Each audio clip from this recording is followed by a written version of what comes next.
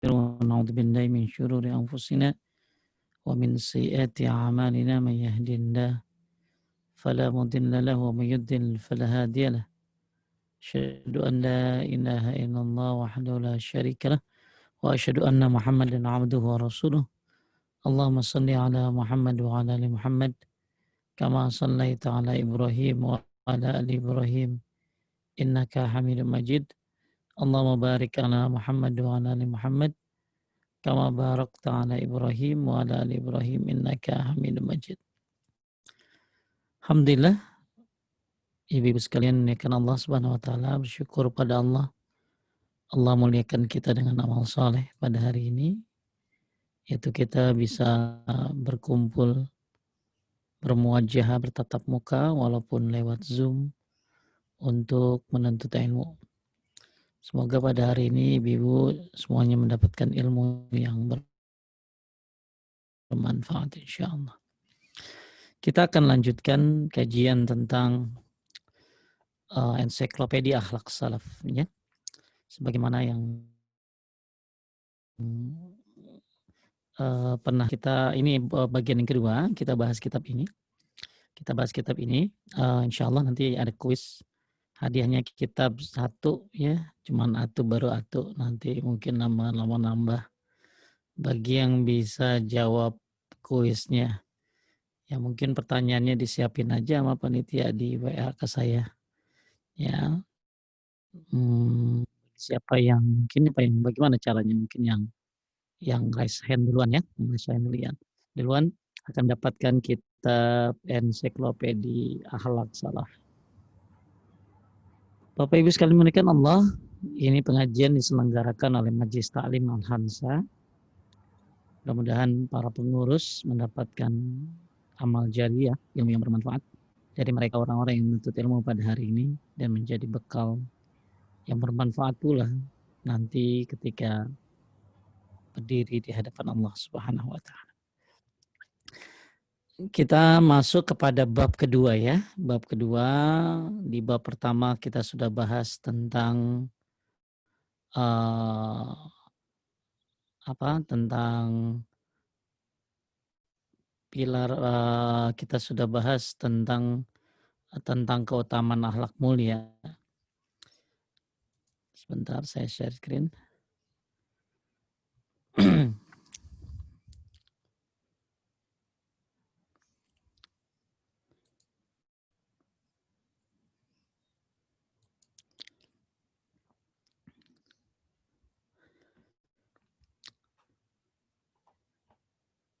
Kita masuk kepada bab 2 sekarang ya. Bab 2, kalau kemarin kita sudah bahas tentang apa itu akhlak mulia, sekarang kita akan bahas kedudukan akhlak mulia dalam Islam. Kenapa sih kita harus berakhlak mulia ya? Dan poin yang A, bahwa berakhlak mulia merupakan perintah Allah. Jadi kenapa kita disuruh berakhlak mulia ya? Ya karena Allah yang perintah, bukan yang perintahin Ustadz, tapi yang memerintahkan Anda untuk berakhlak mulia adalah Allah Subhanahu wa taala. Makanya kenapa kita harus belajar tentang akhlak mulia ini. Baik, kita lihat, perhatikanlah kitabullah. Dia ini termasuk kita berakhlak kepada Allah. Berakhlak kepada Allah harus meyakini apa yang diperintahkannya. Ya. Jadi akhlak ada kepada Allah, ada kepada manusia, ya. Nah, termasuk akhlak kepada Allah adalah ya Anda meyakini apa yang difirmankannya, ya. Nah, ini akhlak kepada Allah. Baik, kita lihat, berakhlak mulia merupakan perintah Allah. Perhatikanlah kitabullah. Di dalamnya ada banyak ayat yang memerintahkan kita agar menghiasi diri dengan akhlak-akhlak yang terpuji. Tetap menjanjikan balasan kebaikan di dunia serta pahala yang sangat besar di akhirat. Jadi balasan akhlak itu nggak ada yang sedikit ya. Balasan akhlak itu besar, bahkan mizanul mu'min Asqalu mizanul mu'min yaumil qiyamah khuluqun hasanun. Timbangan terberat seorang mukmin adalah akhlak yang terbaik. Akhlak yang baik. Itu timbangannya berat nanti. Bahkan yang menyebabkan banyak orang masuk surga adalah karena akhlak yang baik. Kemudian juga kita pernah bahas juga bahwa yang namanya akhlak baik itu bisa mengalahkan orang yang puasa di siang hari dan tahajud di malam hari. Orang yang puasa di siang hari dan orang yang puasa di hari dan tahajud di malam hari itu bisa kalah sama orang yang berakhlak mulia. Ya, sebagaimana disampaikan oleh Nabi Shallallahu Alaihi Wasallam. Maka siapa yang siapa yang malas tahajud, ya, siapa yang malas untuk puasa, ya, siapa yang malas untuk melaksanakan qiyamul lail, ya maka hendaklah dia berakhlak baik. Nah, apalagi mereka yang sudah tahajud, sudah puasa, dia berakhlak baik pula, masya Allah. Ya, ini kedudukannya justru juga tentunya lebih tinggi. Baik.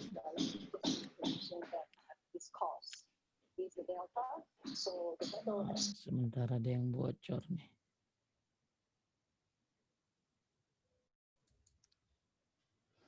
Baik. Selanjutnya kita lihat ayatnya. Ya, Allah Subhanahu wa taala berfirman. Kelihatan Bu Nurul ininya ayatnya? Kelihatan Ustaz. Ya, la ta'budun illallah wa bil walidaini ihsanan wa zil qurba wal yatama wal masakini wa qul lin nasi husna. Artinya, Bu? Janganlah kamu menyembah selain Allah dan berbuat baiklah kepada kedua orang tua, kerabat, anak yatim, dan orang-orang miskin. Dan bertutur katalah yang baik kepada manusia. Ayat ini berisi perintah agar kita mentauhidkan Allah Subhanahu wa taala. Setelah perintah yang agung tersebut, dia pun mengiringnya dengan seruan supaya seorang hamba selalu berbuat kebajikan dan berakhlak mulia kepada seluruh manusia. Jadi kalau ada orang yang bertanya, pernah saya ditanya sama bapak-bapak, ya gimana apa yang saya harus pelajari Pak Ustadz kalau saya pengen menjadi orang yang hijrah, ya, pengen hijrah, pengen belajar agama. Apa yang pertama kali harus saya pelajari? Saya bilang ya tauhid. Karena dengan sebab tauhid Anda bisa jadi orang yang berakhlak mulia. Karena di dalam ayat-ayat tentang tauhid itu banyak yang memerintahkan setelah ayat itu adalah berbakti kepada orang tua. Maka siapa yang tauhidnya bagus, maka dia akan berakhlak mulia. Dan di ayat ini surat Al-Baqarah ayat 83, la ta'buduna illallah, janganlah kamu menyembah selain Allah, tauhid tuh. Ya, tauhid yang pertama. Dan berbuat baiklah kepada kedua orang tua. Berarti akhlak. Makanya kewajiban Anda kepada orang tua, berbakti kepada orang tua seperti kewajiban Anda bertauhid kepada Allah. Suruh berbuat baik kepada anak yatim, orang miskin, dan bertutur katalah yang baik kepada manusia. Masya Allah ya. Ibu, wa qulu linnasi husna, dan bertutur katalah yang baik kepada manusia. Ini Allah perintahkan kita untuk berakhlak baik, yaitu berbuat baik kepada orang tua, kemudian kerabat, anak yatim, orang miskin, dan bertutur katalah yang baik kepada manusia. Ini ayat berarti perintah kepada kita untuk mentauhidkan Allah. Juga mengiringinya, selain Anda bertauhid, maka iringi. Dengan apa? Dengan berbuat kebajikan, berakhlak baik kepada seluruh manusia. Ini ayat, jadi perintah berakhlak mulia ini adalah perintah dari Allah Subhanahu wa ta'ala. Lanjut, telah menafsirkan.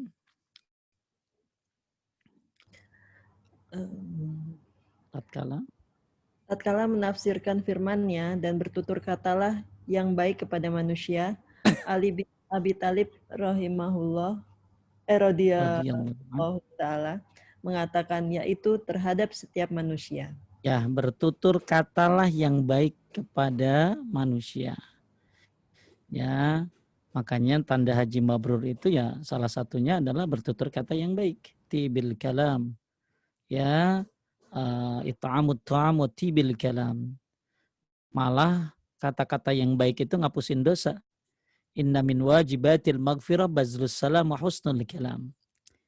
Di antara tanda-tanda orang yang di antara sebab seseorang diampuni dosanya adalah mengucapkan salam dan ya berkata-kata yang baik. Jadi orang yang namanya meminta ampun, menghapuskan dosa itu tidak hanya dengan istighfar ya. Anda berkata-kata baik aja termasuk Anda sedang meminta ampun. Ya, makanya ketika orang menuntut ilmu, dia berkata dan dia berharap ampunan dari Allah, maka ampunan dari Allah itu banyak kita dapatkan dengan cara sayyidul istighfar. Pasti saya yakin banyak yang sayyidul istighfar. Banyak yang habis sholat baca astagfirullah, astagfirullah, astagfirullah. Banyak orang yang minta ampun di waktu sahur banyak. Nah, sekarang kita tambahin cara meminta ampun yang lain kepada Allah adalah dengan cara berakhlak yang baik. Sebagaimana disabdakan oleh Rasulullah sallallahu alaihi wasallam, "Inna min mujibatil maghfirah bazlas salam wa husnal kalam." Di antara sebab dosa diampuni oleh Allah adalah mengucapkan salam. Assalamualaikum, mengucapin salam. Kemudian yang kedua adalah wa husnul kalam dan kata-kata yang baik. Masya Allah. Ya, Anda bertutur kata yang baik itu bukan hanya kebiasaan. Ya, bukan hanya bertutur kata baik itu karena Anda bukan orang baik gitu. Tapi kenapa Anda bertutur kata baik? Karena Allah yang memerintahkan kita untuk bertutur kata yang baik, wa qulu lin-nasi husnan, dan berkatalah yang baik kepada manusia. Banyak orang ya yang tatkala berkata-kata baik memang karena kebiasaan ya. Ya, orang berkata-kata baik ya karena memang udah dari sononya.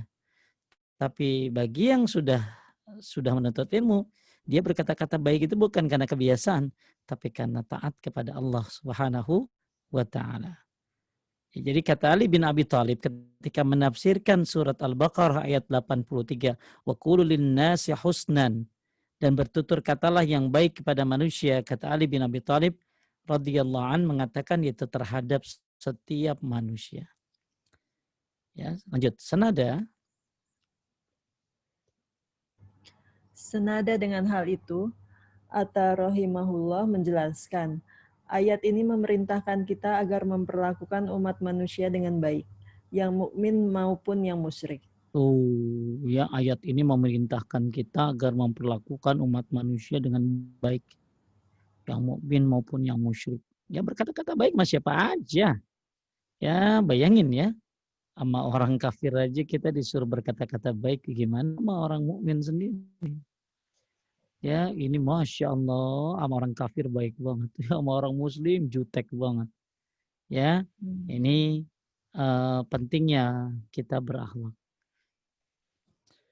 Kemudian kita lihat, demikianlah Allah memerintahkan para hambanya agar setiap bersikap santun dan berlaku baik kepada setiap orang, kawan maupun lawan, mukmin ataupun kafir. Dalam ayat lain Allah berfirman kepada Nabi Musa dan Nabi Harun alaihimissalam, faqula lahu qawlan layyinan la'allahu yatazakkaru au yahsya. Masya Allah, Bapak Ibu lihat nih, bagaimana Allah perintahkan kepada Nabi Musa dan Nabi Harun ketika mendakwahkan kepada orang yang bejat. Siapa orang bejat itu? Fir'aun, yang mengaku sebagai Rabb, yang mengaku sebagai Tuhan. Maka Allah berfirman kepada kedua nabi ini, maka berbicaralah kamu berdua kepadanya. Siapa? Fir'aun, dengan kata-kata layyinan, lemah lembut. Fir'aun bro. Fir'aun orangnya geblek ya. Tapi disuruh ngomong dengan kata-kata yang lemah lembut. Mudah-mudahan dia sadar atau takut. Ya, coba kita lanjutkan. Lanjut. Sudah pasti kita tidak lebih mulia dari Nabi Musa maupun Nabi Harun. Dan siapapun orangnya, sudah tentu dia tidak lebih baik daripada Fir'aun. Tidak lebih Tidak buruk lebih buruk. daripada Fir'aun. Meskipun demikian, Allah memerintahkan kedua nabinya itu agar bertutur kata lembut ketika berbicara dengan sang penguasa zalim ini. Masya Allah, Fir'aun ya. Jadi Allah nyuruh Nabi Musa sama Nabi Harun untuk berkata-kata yang lemah lembut. Mudah-mudahan dia sadar dan takut. Nah, ini perintah Allah kepada Nabi Musa dan Nabi Harun. Maka kita tidak sebaik Nabi Musa dan musuh kita pun tidak sejelek Fir'aun tentunya. Malah lebih layaklah kalau kita untuk melakukannya. Ya, bahkan Ibnu Abbas radhiyallahu an mengungkapkan seandainya Fir'aun mengatakan kepadaku, Barakallahu fiik, semoga Allah memberkahimu, pasti aku akan menjawab wafik dan juga untukmu. Namun dia telah lama mati, Masya Allah. Jadi kalau kata Ibnu Abbas ini kan ahli tafsir ya, ponakannya Nabi, ahli tafsir. Jadi dia bilang kalau misalnya Fir'aun bilang sama dia, Barakallahu fiik, maka pasti aku akan menjawab wafik ya, atau wafika barakallah, dan juga untukmu. Namun dia telah mati, lama mati. Ya, kan sering. Ya, ini seandainya ada orang mengucapkan kepada kita, ya, misalnya orang yang jahat, ya, barakallahu fik, ya dijawab wafik barakallah. Seandainya ada orang yang jahat mengucapkan assalamualaikum, ya kita jawab waalaikumsalam. Ya, waalaikumsalam. Baik, kita lanjutkan. Lanjut Allah. Allah mendorong setiap hambanya agar tidak membalas keburukan dengan keburukan yang sama. Karena tidaklah sama antara kebaikan dan keburukan. Allah Tabaraka wa ta'ala berfirman, dan tidaklah sama kebaikan dengan kejahatan. Tolaklah kejahatan itu dengan cara yang lebih baik, sehingga orang yang ada rasa permusuhan antara kamu dan dia akan seperti teman yang setia. Ya, ini perintah surat Al-Fussilat ayat 34. Tidak sama kebaikan dengan kejahatan. Tolaklah kejahatan dengan cara yang lebih baik, sehingga orang yang ada rasa permusuhan antara kamu, dia akan seperti teman setia. Maka jangan sampai kebencian mendorong kita berlaku zalim kepada sesama, hingga kita mengabaikan akhlak yang mulia. Ya, bahkan ya disebutkan di sini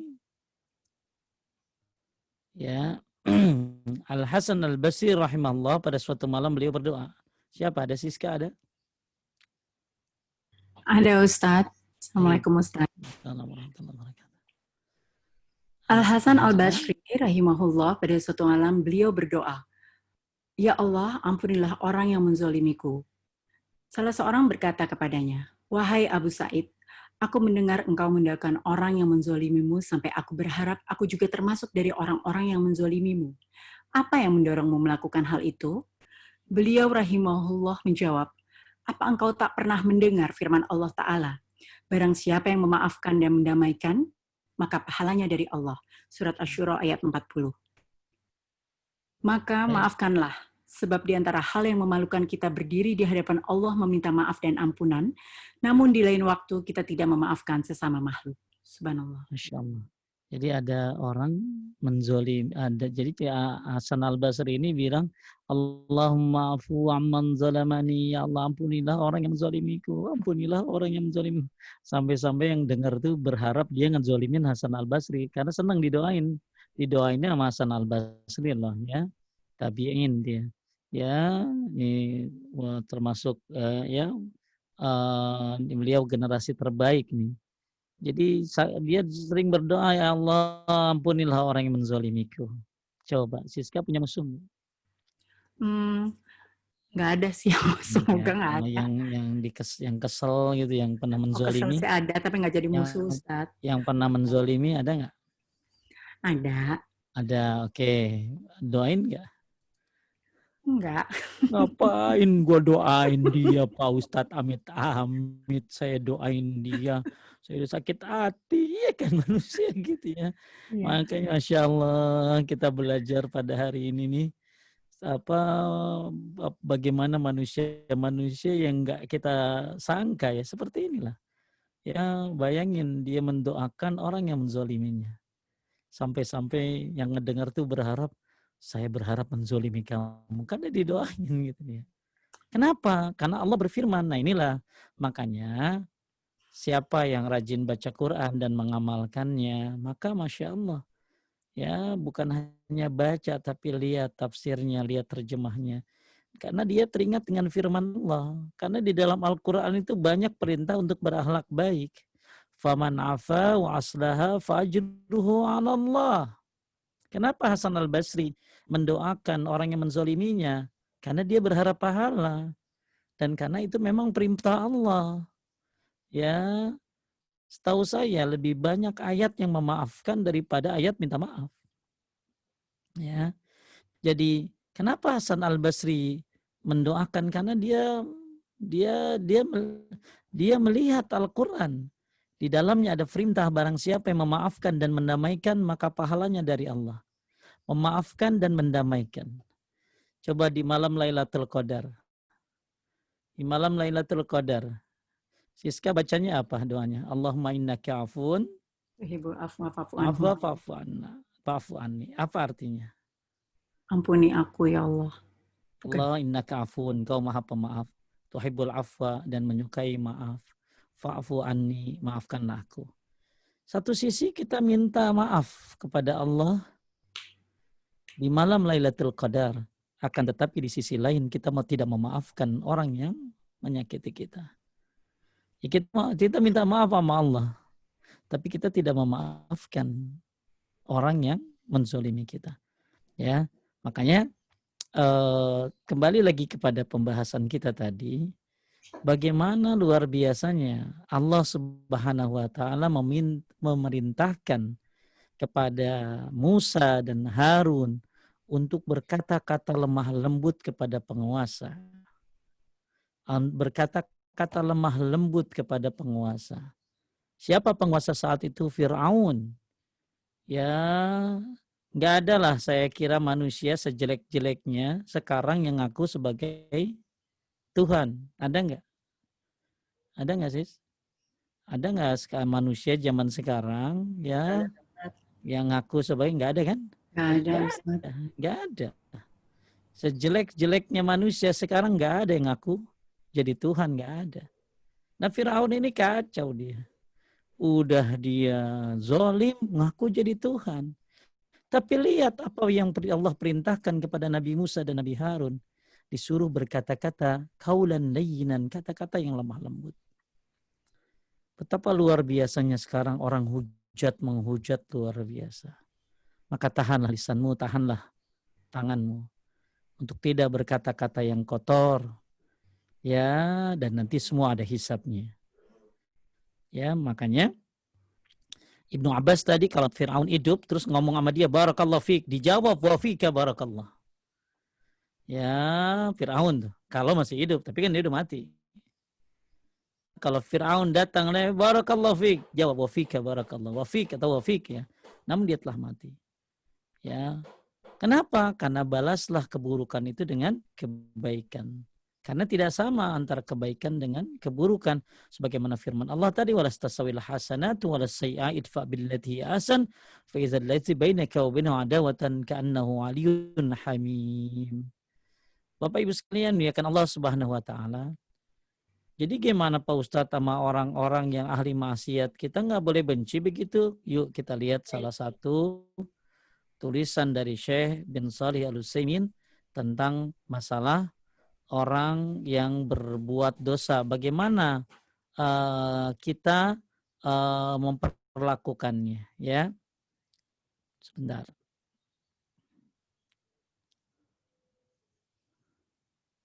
Baik, di sini ada pembahasan nasihat terkait menyikapi ahli maksiat. Kan tentu dalam lingkungan kita ada saja orang-orang ahli maksiat, ya. Udah tua apalagi ya, tapi masih tetap saja melakukan kemaksiatan. Bagaimana sikap kita? Lanjut Siska. Nasihat terkait menyikapi ahli maksiat.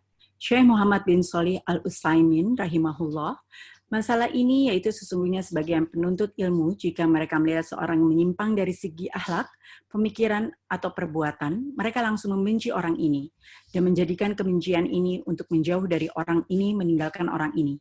Dan dia tidak berusaha untuk memperbaiki orang ini selamanya, kecuali orang-orang yang Allah kehendaki dari kalangan penuntut ilmu yang Allah berikan cahaya di hati mereka.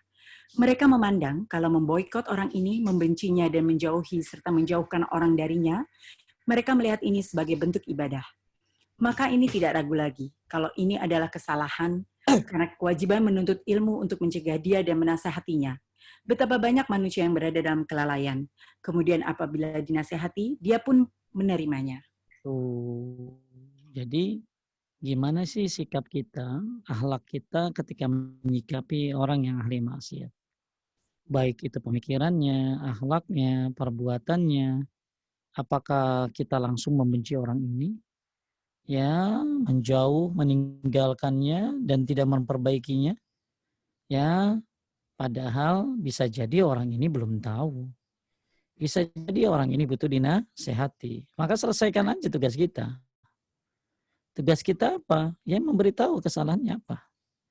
Ya, maka ada orang ya begitu salah udah langsung ditinggalin. Ya langsung ditinggalin tanpa dikasih tahu.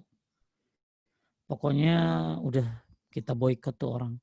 Ya dikasih tahu enggak tapi diboikot. Bahkan orang yang ditanya nggak tahu kesalahannya apa. Kenapa sih lu tinggalin gua gitu loh. Ya dia nggak ngerti kenapa. Ya harusnya dikasih tahu kan. Ya afwan. Ya anti Ana mau nasehatin gitu ya.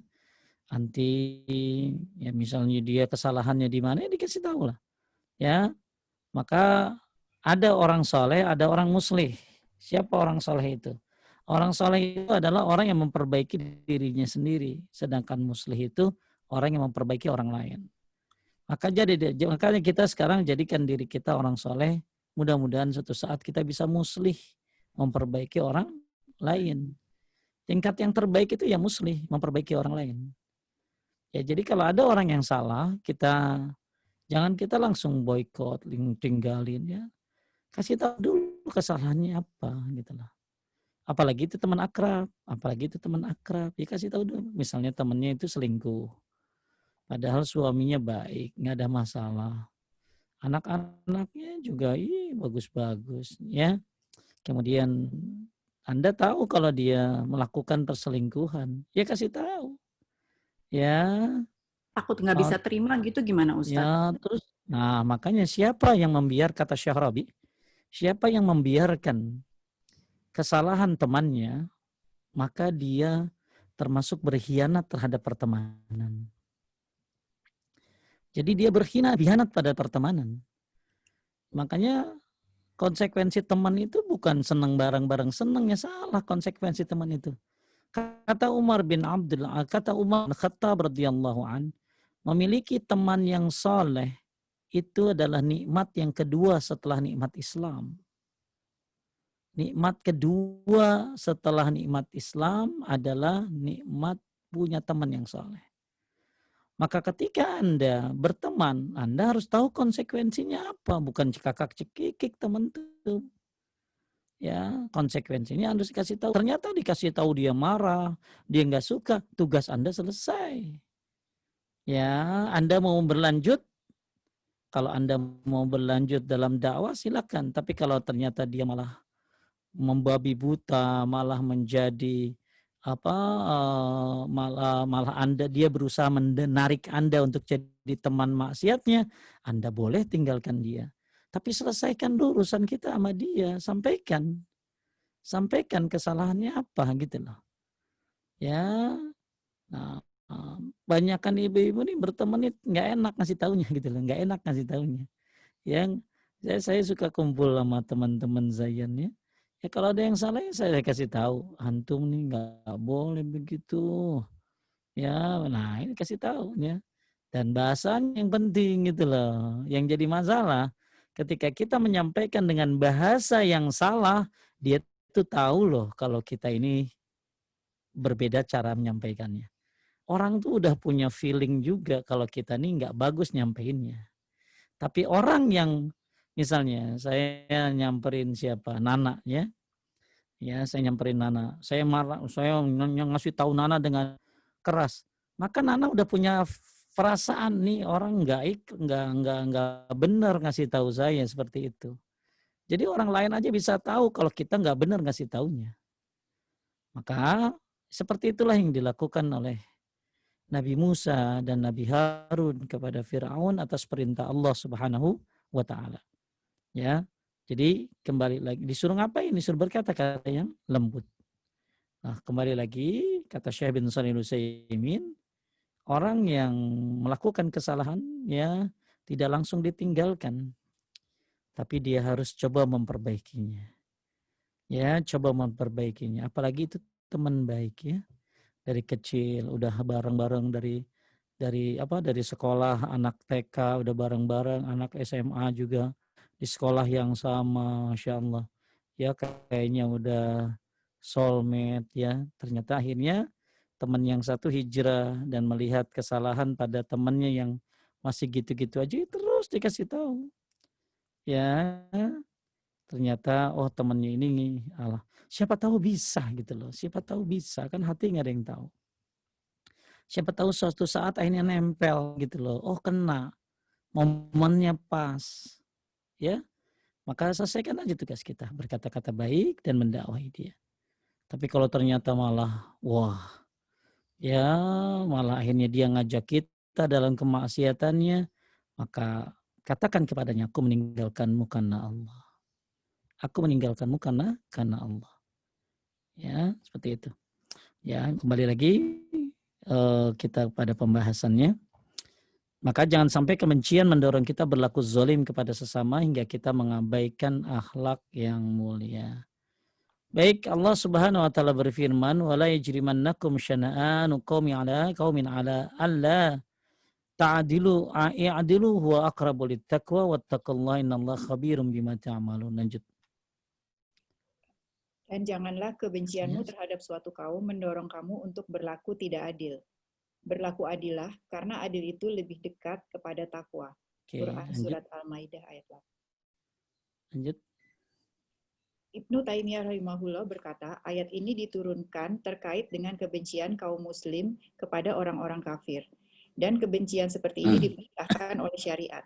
Apabila dalam konteks kebencian yang syar'i saja kita dilarang menzolimi orang kafir, lantas bagaimana pula dengan kebencian terhadap sesama muslim yang secara umum lahir dari interpretasi dan hawa nafsu belaka? Orang muslim tersebut tentu lebih berhak diperlakukan secara baik, adil, dan tidak dizolimi. Jadi gini loh Teh, jadi misalnya, jadi gini, orang Islam kan benci sama orang kafir. Ya, nah tapi kebencian ini ya, jangan sampai akhirnya tidak berlaku adil, ngerti nggak? Ya, kita benci dengan kekafirannya. Ya, kita benci karena dia menyekutukan Allah. Tapi jangan sampai kita berlaku tidak adil, bisnis curang, nggak boleh. Kenapa lu bisnis curang sama dia? Kafir kan dia. Ya, kenapa lu bohongin dia? Nggak apa orang kafir. Nah, ini salah. Salah ya, saya punya teman ya Masya Allah ya. Luar biasa jamaah lah ya di Sumatera, luar biasa berlimpahnya hartanya, agamanya, bahkan haji itu bisa dia tiap tahun ya dapat sampai dia punya proyek di Saudi. Jadi dia bekerja dengan profesional gitu loh ya. Sampai karena dandanannya ya cingkrang, jenggotan, kemudian ditanya, emang nggak ngaruh ya kerja sama orang bule dengan dandanan seperti ini? Apa dia bilang? Orang bule nggak lihat dandanan saya, orang bule yang lihat profesionalisme saya.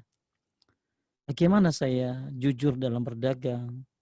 Bagaimana kontrak-kontrak saya sesuai dengan yang saya jalankan semuanya? Nah, itulah kayak gitu. Maka Anda bisa berdakwah dalam bisnis. Ya, bagaimana dakwah dalam bisnis? Anda berbuat jujur. Maka pernah ada orang mendapatkan hidayah lewat seorang yang berdagang dengan cara yang jujur.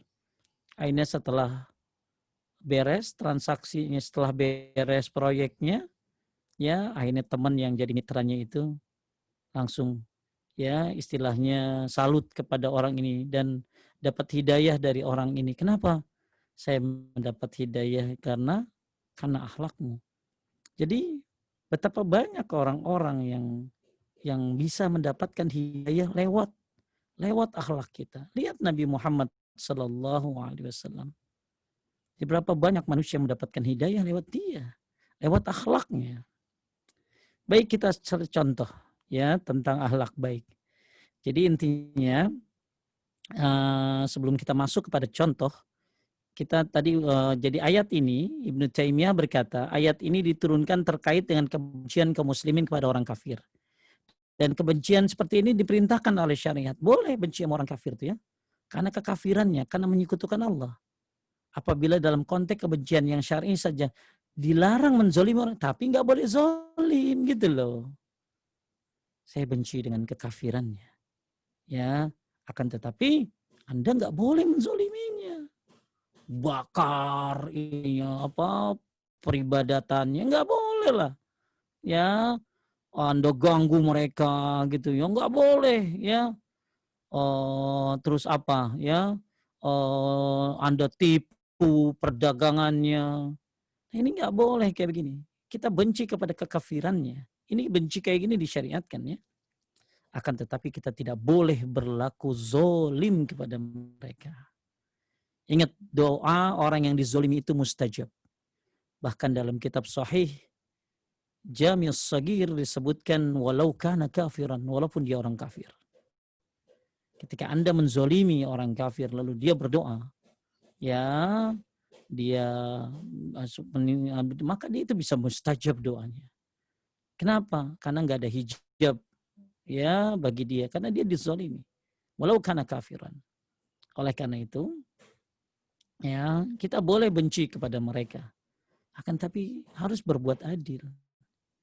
Tidak boleh menzalimi. Itu orang kafir. Lalu gimana dengan orang muslim, bukan orang kafir, yang kebenciannya hanya bukan karena syariat ya? Orang muslim apa yang dibencinya? Kalau orang kafir dibenci karena kekafirannya, karena menyekutukan Allahnya. Tapi kalau orang muslim, dia kan muslim. Dia seorang muslim. Lalu kenapa dia tidak diperlakukan secara adil, secara baik? Kenapa dia dizolimi? Bahkan kepada orang kafir pun yang boleh kita membencinya, ya, tapi nggak boleh zolim, harus adil. Gimana dengan orang Islam? Yang kita harus mencintainya, tapi kenapa harus dizolimi? Orang kafir saja tidak boleh dizolimi, kenapa orang muslim dizolimi? Nah, ini, ya maka Allah Subhanahu wa taala mendorong hambanya agar memiliki sifat pemaaf atas kezoliman orang lain terhadap dirinya. Khuzil afwa wa'amul bir'urfi wa'arid anil jahilin. Jadilah pemaaf dan seluruh orang yang mengerjakan yang ma'ruf dan janganlah pedulikan orang-orang yang bodoh. Nah, nanti ini hebatnya akhlak yang mulia. Sebenci-bencinya Anda kepada kekafiran seseorang, maka jangan Anda berbuat zalim dan jangan sampai berlaku tidak adil. Ini poin yang pertama, bahwa yang namanya akhlak, perintah berakhlak itu adalah perintah dari Allah Subhanahu wa taala. Selanjutnya yang B, akhlak mulia adalah warisan Rasulullah sallallahu alaihi wasallam. Lanjut Bu Nana.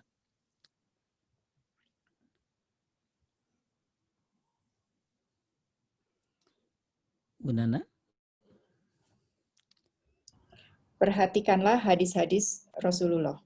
Rasulullah Shallallahu Alaihi Wasallam senantiasa memotivasi umat ini, Islam, agar bersungguh-sungguh menghiasi diri dengan akhlak mulia. Betapa tidak, mendakwahkan akhlak mulia merupakan misi diutusnya beliau ke tengah manusia. Karena itu akhlak mulia termasuk warisan beliau bagi kita semua. Beliau bersabda, sesungguhnya aku diutus untuk menyempurnakan akhlak yang mulia. Motivasi di atas bisa terlihat jelas dalam beberapa nukilan riwayat berikut. Jadi Nabi diutus untuk menyempurnakan akhlak manusia. Innama bu'istu liutammima makarimal akhlak. Pasti Bu Nana suka dengar hadis ini lagi kecil ya. Ya, Nabi diutus menyempurnakan akhlak manusia. Dalam riwayat lain salihul akhlak. Coba kita lihat hadis-hadis tentang masalah akhlak.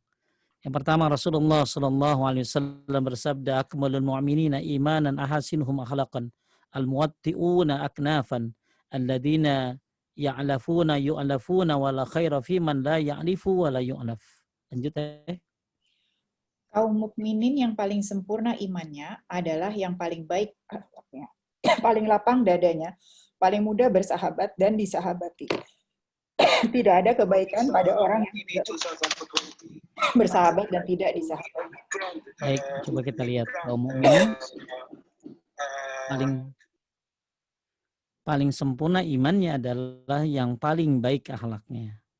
Nih, ya, orang mukmin yang sempurna adalah yang paling baik akhlaknya, paling lapang dadanya, paling mudah bersahabat dan disahabati.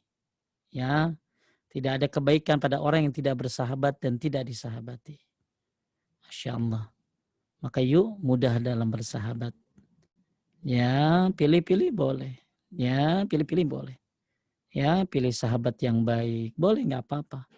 Akan tetapi, kalau ada orang yang mungkin tidak baik dalam akhlaknya, ya, buruk dalam akhlaknya, akan tetapi jangan sampai Anda tidak berlaku adil kepada dia. Ya, boleh saja orang pilih-pilih dalam pilih teman tuh boleh. Karena orang itu bisa bagus akhlaknya itu ada beberapa sebabnya. Yuk kita lihat tentang sebab yang membuat orang baik akhlaknya.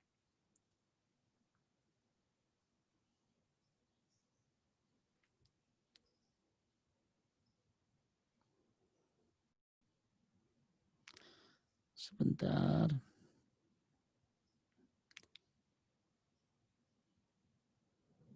Oke, di sini.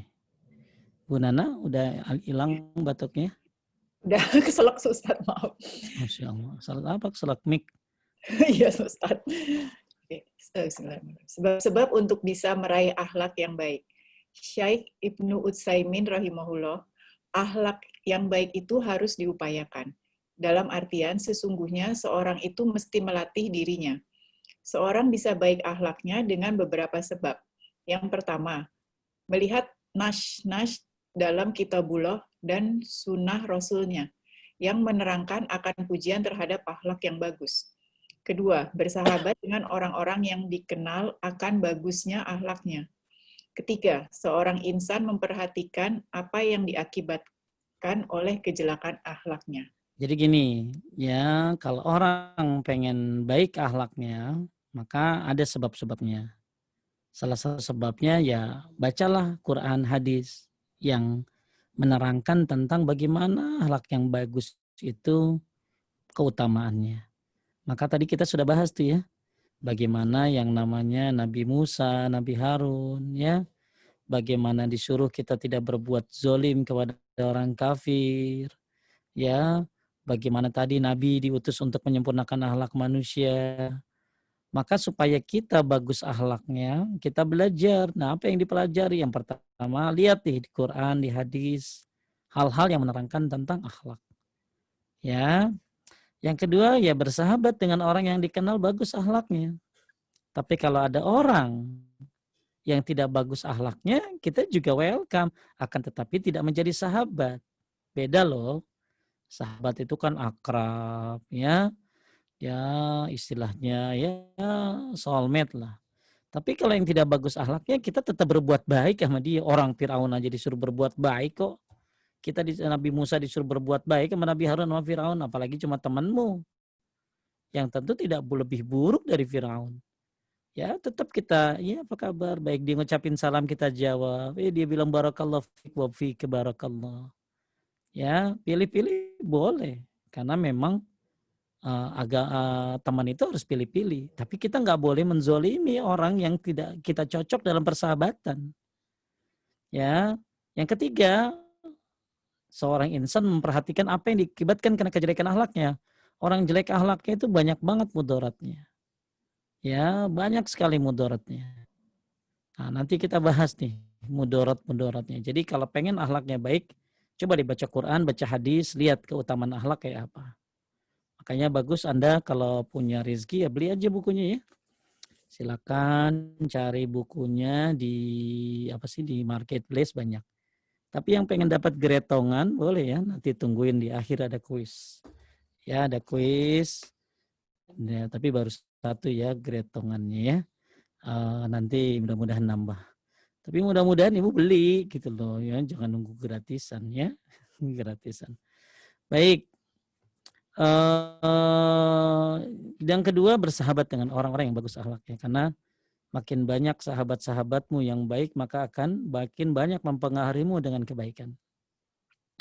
Kemudian ya kalau pengen berakhlak baik lihat efek-efek daripada kejelekan sebuah akhlak. Nah ini ya, maka Nabi diutus untuk menyempurnakan akhlak manusia. Kembali lagi tadi kita lagi membahas bahwa mukmin yang sempurna imannya adalah yang paling baik akhlaknya. Maka yuk kita sempurnakan iman kita. Ya, salah satu cara menyempurnakan iman adalah dengan paling baik akhlaknya. Apa tuh contohnya? Paling lapang dadanya, Masya Allah. Ini paling berat ini. Kita belajar bersama-sama tentang lapang dada. Ya, kita lihat salah satu syekh dari Syekh Utsaimin tentang lapang dada. Ya, kita lihat. Coba baca siapa sekarang gantian. Bu Nurul lagi, keutamaan akhlak yang baik. Keutamaan akhlak yang baik. Syekh Muhammad bin Saleh Al-Utsaimin rahimahullah berkata, akhlak yang baik yang dimiliki seseorang akan mendatangkan kelapangan, ketentraman, dan jauh dari kegelisahan, sebab dirinya merasa tenang dari keburukan jiwanya saat bergaul dengan orang lain. Oke, ya, siapa yang belajar akhlak baik, maka dia akan mendatangkan lapangan, ketentraman. Ya, karena dia selamat dari buruknya jiwa. Kemudian ada lagi kata Syekh Shalih Al-Utsaimin, berapa seringnya sikap lapang dada, bermuka manis, lemah lembut menyebabkan sekian banyak manusia masuk ke agama Allah. Ini gara-gara akhlak baik nih ya. Betapa seringnya sikap lapang dada, bermuka manis, lemah lembut, menyebabkan sekian banyak manusia masuk ke agama Allah. Karena sikap lapang dada. Ya, bermuka manis, lemah lembut. Ya, menyebabkan banyak manusia masuk ke agama Allah. Ya, kita lihat cerita Adi bin Hatim. Yuk kita lihat. Ya, kita lihat cerita Adi bin Hatim. Apa yang menyebabkan dia masuk ke Islam itu apa? Lanjut, Bu Nurul. Pelajaran berharga yang bisa dipetik dari kisah masuk Islamnya Adi bin Hatim At-Ta'i, seorang raja terpandang di negeri Arab. Ketika mendengar munculnya Rasulullah SAW dan pengikutnya dari hari ke hari semakin bertambah, membuncahlah dalam hatinya kebencian dan rasa cemburu atas kemunculan raja pesaing baru. Hingga datanglah suatu hari di mana Allah Azza wa Jalla membuka hatinya untuk mendatangi Rasulullah SAW.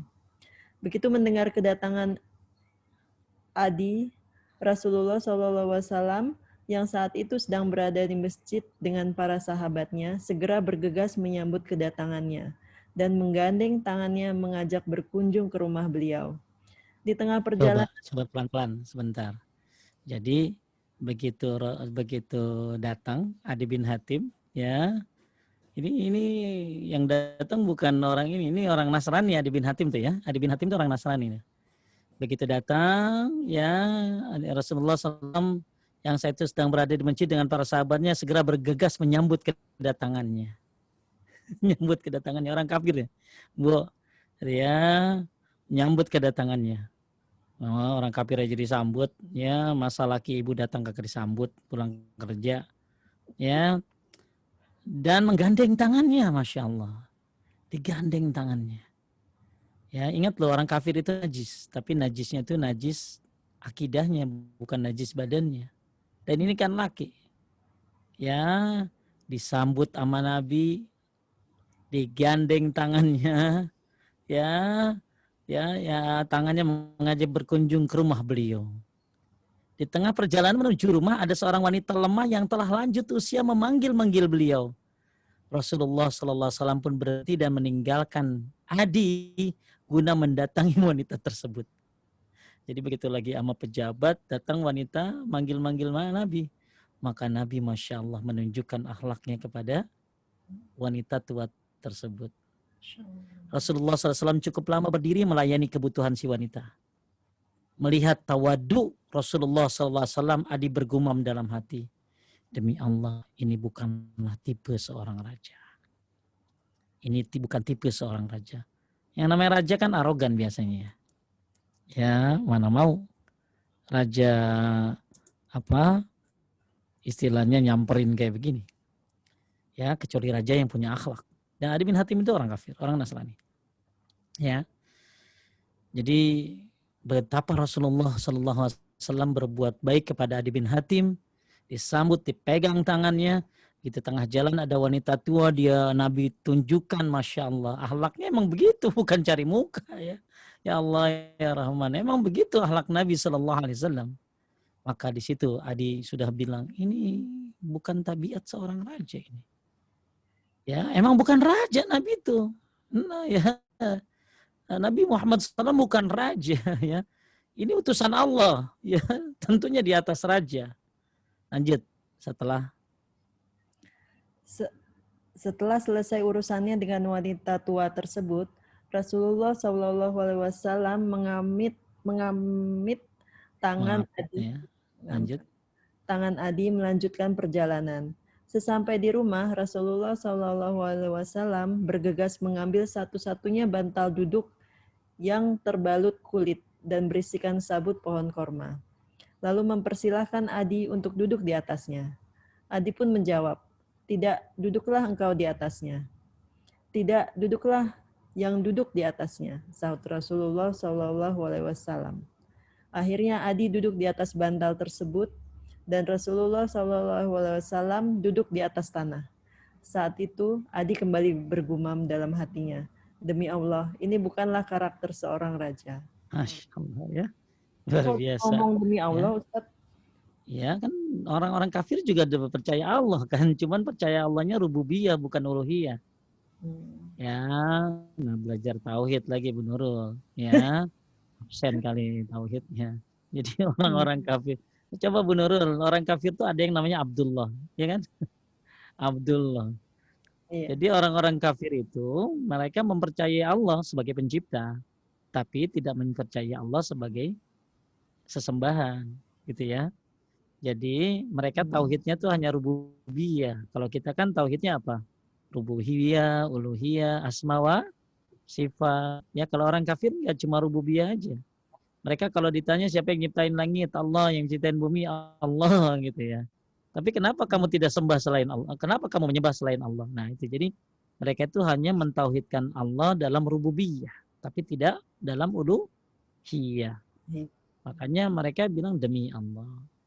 Ya, demi Allah, ini bukan karakter seorang raja. Lanjut. Lantas terjadi diskusi antara keduanya. Hingga akhirnya Adi pun mengucapkan 2 kalimat syahadat, menyatakan keislamannya. Oke, Masya Allah ya. Luar biasa.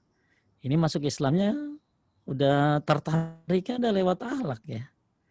Ya saya waktu itu nyari pesantren buat anak saya ya. Saya nyari pesantren buat anak saya, nyari-nyari ke daerah Banten. Kemudian sampai akhirnya saya masuk udah maghrib hujan lagi ya. Tiba-tiba datanglah orang nyamperin mobil saya nggak bisa keluar, gimana keluar hujan. Datang orang nyamperin mobil saya.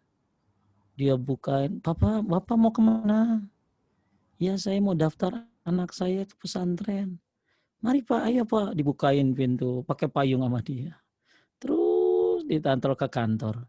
Nanti Pak ada orang yang nemuin Bapak. Bapak tunggu di sini ya. Udah akhlaknya baik banget tuh orang. Habis itu saya nggak tahu kalau itu kiainya. Ya Ya, itu ustadznya gitu ya, lulusan Madinah. Di situ saya begitu dikasih tahu itu loh, itu Pak Ustadznya, itu pimpinannya.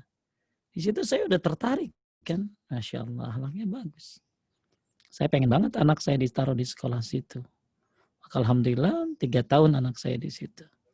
Ya, dan luar biasa sampai hari ini anak saya Masya Allah luar biasa ya.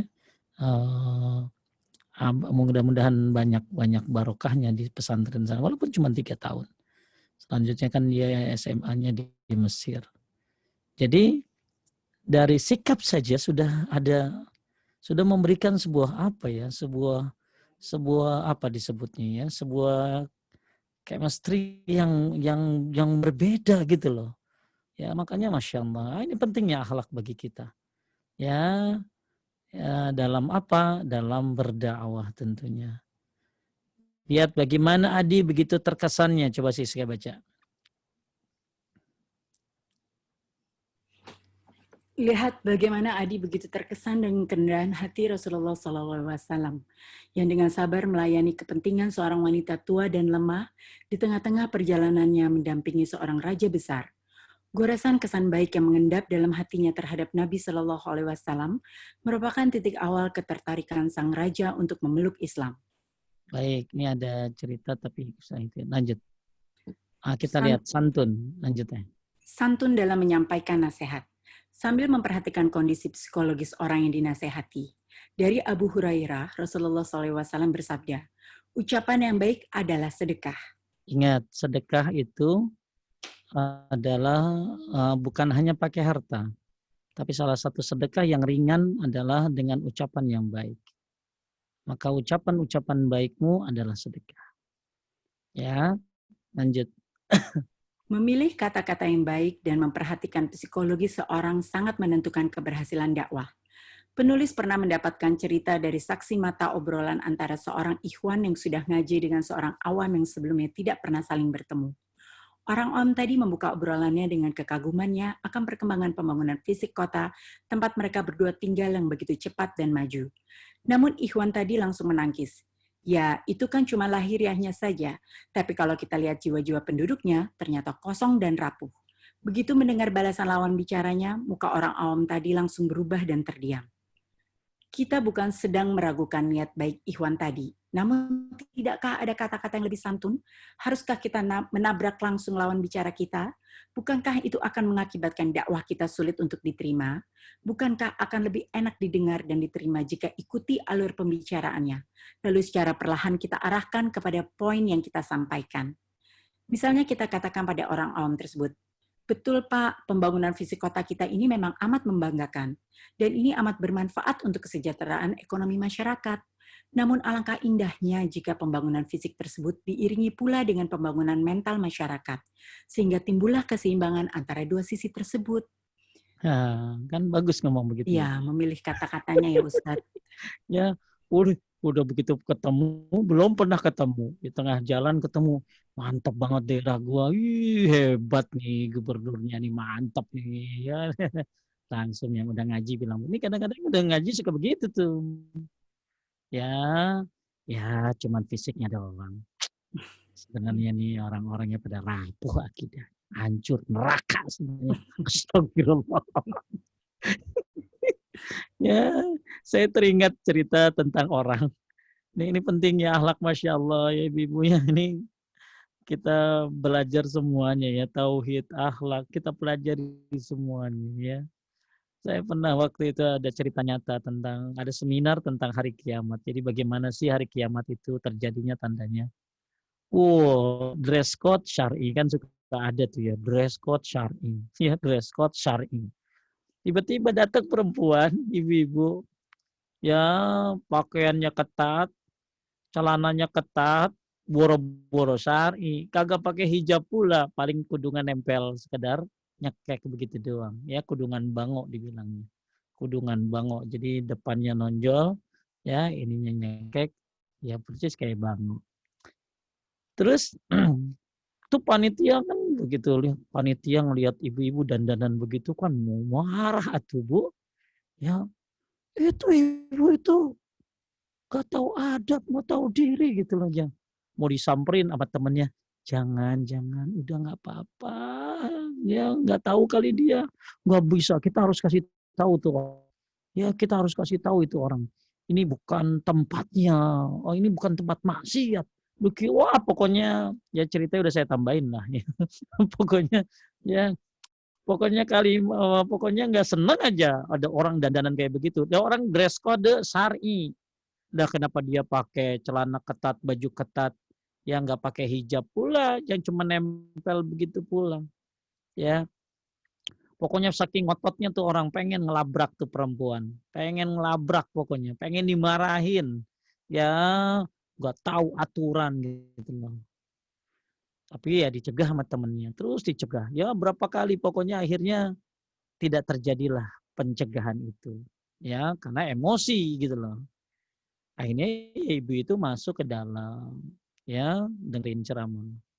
Setelah ceramah selesai, maka ya ada apa si penceramah akhirnya bilang begini, sekarang kita kedatangan tamu, saudara kita yang akan masuk Islam. Mari saya panggil kepada ibu, disebutin ibu tadi yang dandanannya begitu. Ya ternyata dia masih kafir. Ya, akhirnya ibu itu maju lalu mengucapkan syahadat. Coba bayangkan Bu Rika, gimana kalau ternyata tuh si bapak tadi datang marahin, mencegah dia masuk dengan kata-kata yang tidak bagus, ya, menjudge dan lain sebagainya, apa tadi? Kabur Ustadz.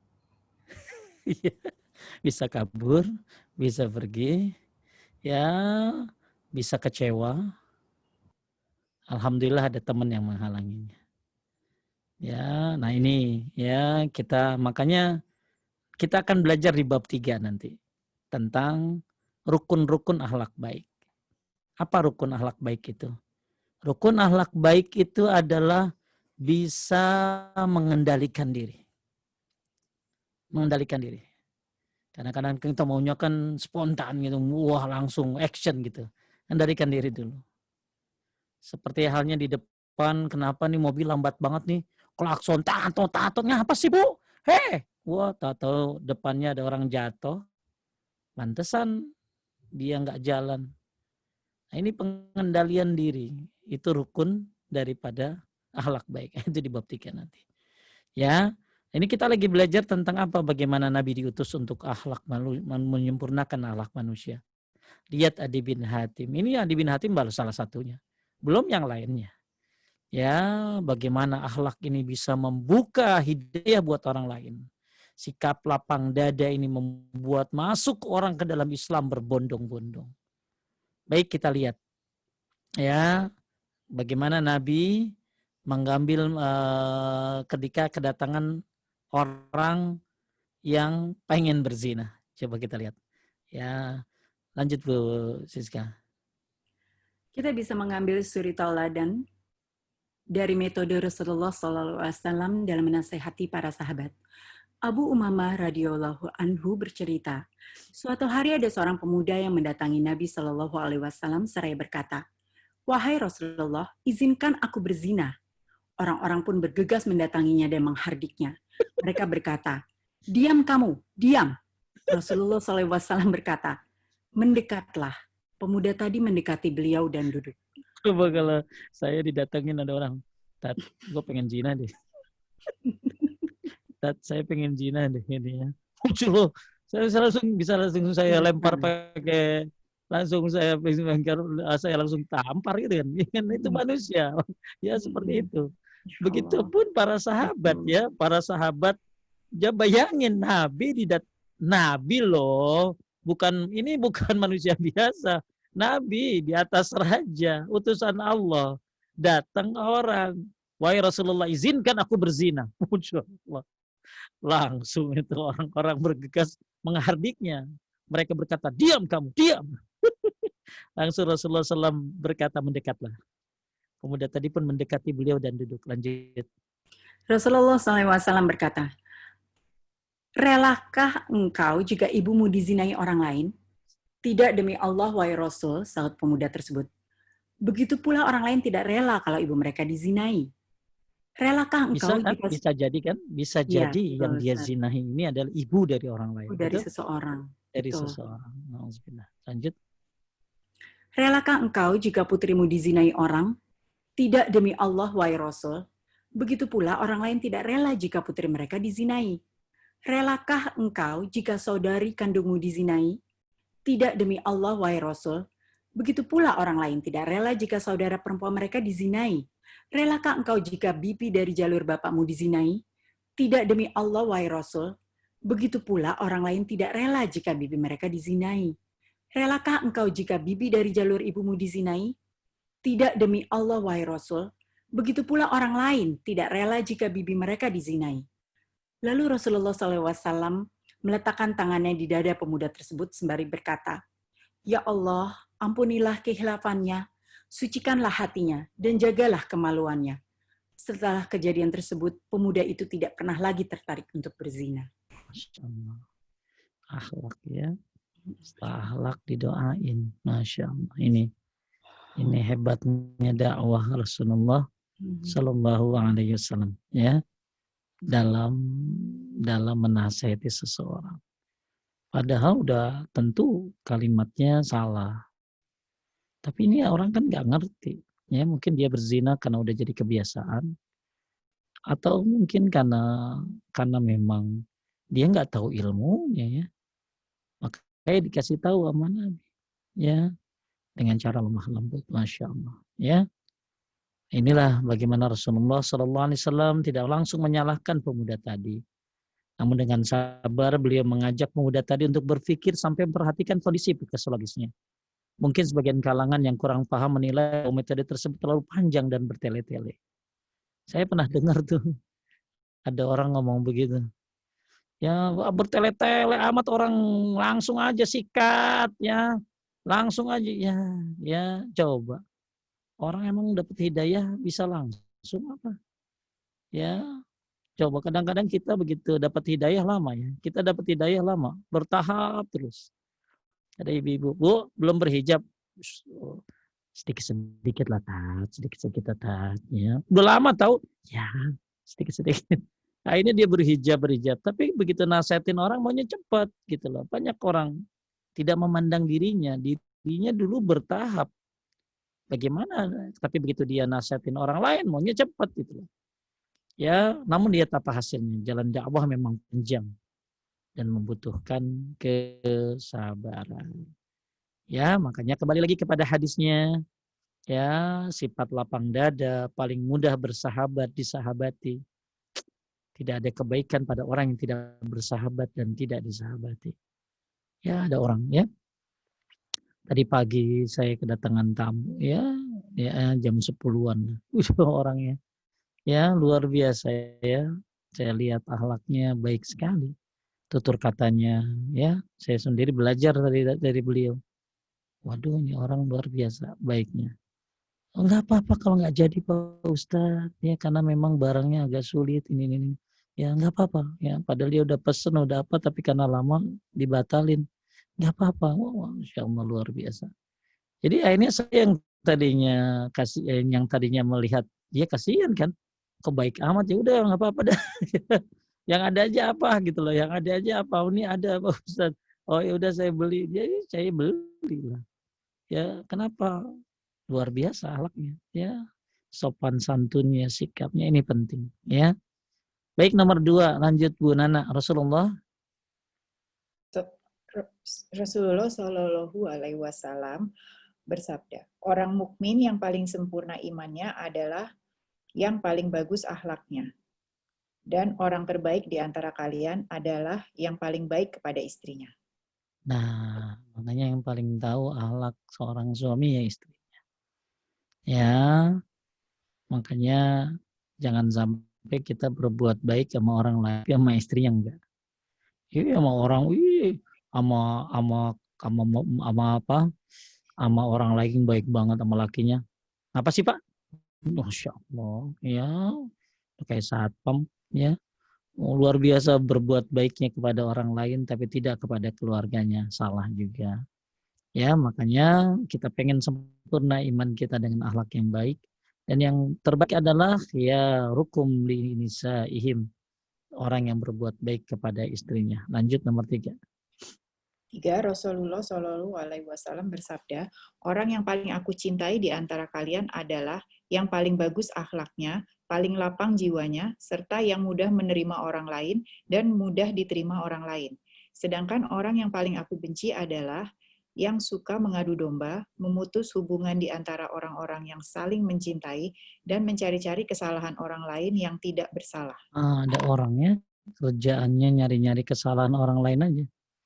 Ya, kerjaannya mutusin hubungan di antara orang yang saling mencintai. Kerjaannya tahbib. Tahbib itu ya nyuruh orang cerai, ya supaya pindah ke dia, naudzubillah. Ya, hati-hati. Orang yang paling aku benci orang yang suka ngadu domba. Ya, memutus hubungan di antara orang saling mencintai. Cari-cari kesalahan orang lain yang tidak bersalah. Dan ternyata ini termasuk orang yang dibenci. Ya. Kemudian Rasulullah SAW bersabda, "Inna khiyarakum ahsanikum akhlaqan." Sungguhnya orang terbaik di antara kalian adalah orang yang paling bagus akhlaknya. Kemudian Rasulullah SAW juga bersabda, lanjut. Bertakwalah kepada Allah Azza wa Jalla dimanapun engkau berada, iringilah keburukan itu dengan kebaikan. Maka niscaya ia akan menutupinya. Dan bermuamalahlah kepada manusia dengan akhlak yang mulia. Ya, bertakwalah di mana kamu berada. Dan iringi keburukan dengan kebaikan. Maka niscaya akan menutupinya. Jadi maksudnya gini loh, dosa-dosa kita kan banyak ya. Maka salah satu cara menghapuskan dosa adalah dengan berbuat kebaikan. Maka perbuatan baik ibu senyum sama orang, ya berbuat baik sama siapapun, bertutur kata yang baik sama, maka ini akan menghapuskan keburukan. Kan tadi saya udah bilang, yang bisa ngapusin dosa termasuk ngucapin salam dan bertutur kata yang baik. Jadi bertutur kata yang baik termasuk menghapuskan dosa. Maka kita banyak dosa bukan hanya dengan istighfar saja, tapi juga dengan berbuat kebaikan. Ya, bermuamalah niscaya akan bermuamalah kepada manusia dengan akhlak yang mulia. Kemudian Rasulullah SAW bersabda, "Istaqim wal tuhassin khuluqaka linnas." Istiqamahlah dan baguskanlah akhlakmu terhadap sesama manusia. Ya. Bu Nurul baca, Rasulullah SAW bersabda, hendaklah kamu berakhlak mulia dan lebih banyak diam dari perkara yang tidak berguna. Demi Allah yang jiwaku berada di tangannya, tidak ada amalan selainnya yang dapat menandingi keduanya. Ya, maksudnya berakhlak mulia dan lebih banyak diam. Ya, daripada ngomong kagak benar dengan diam. Ya, dan hendaklah kita berakhlak mulia. Lanjut.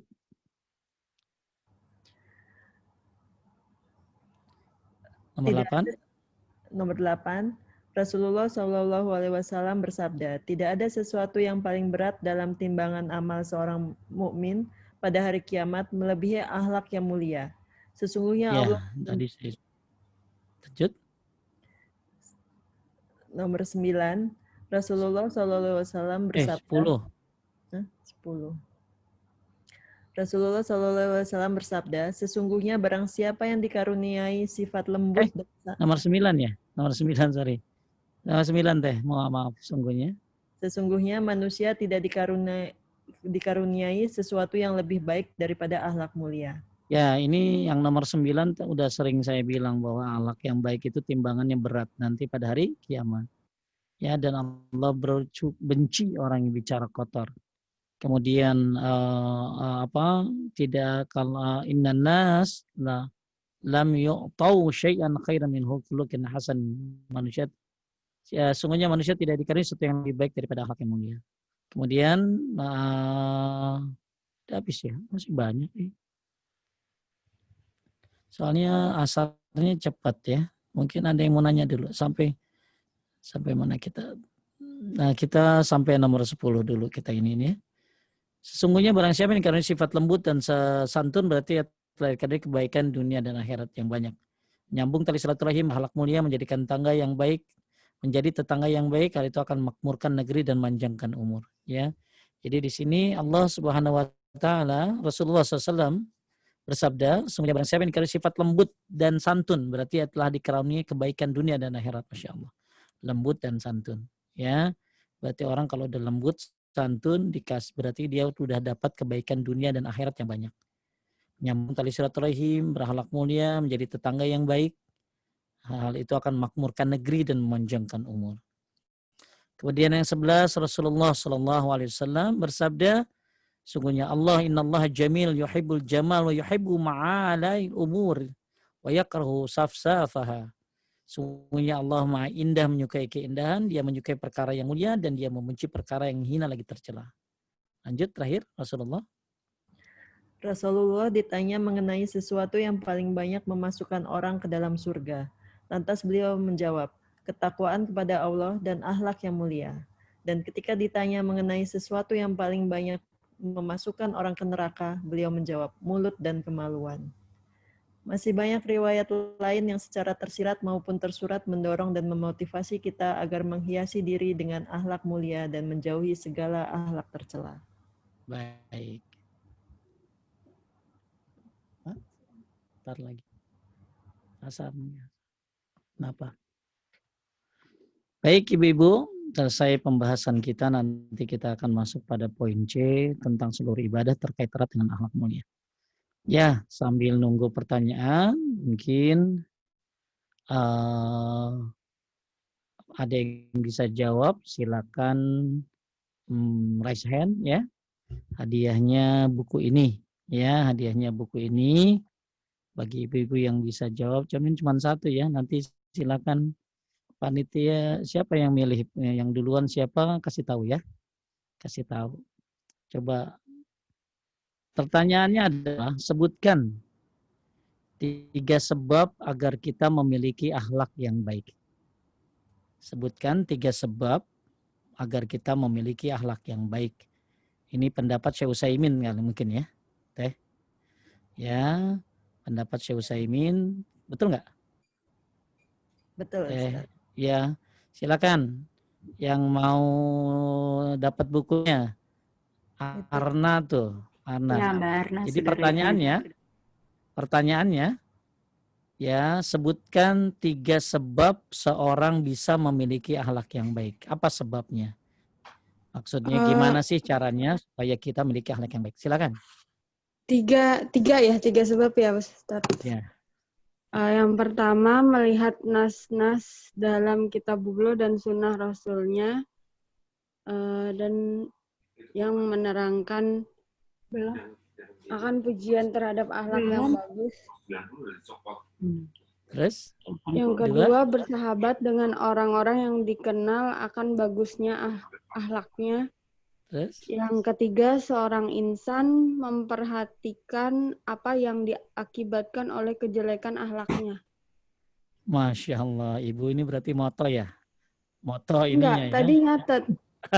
Ustaz nuduh. Luar biasa, nyatet dia. Pantesan Nyatet, bisa. Ustaz, bukan di screenshot. Persis banget. Persis banget jawabannya sama yang ada di screenshotnya. Ya, luar biasa Bu Arna. Nanti akan ada yang menghubungi Anda untuk pajak, silakan tanggung sendiri. Nggak ada pajak ya. Jadi nanti Bu Arna hubungi ini ya, panitia ya Bu Arna ya. Oh iya, baik Ustaz. Ya, Bu itu Bu Siska, Bu Nurul, Bu Nana, silakan hubungi Bu.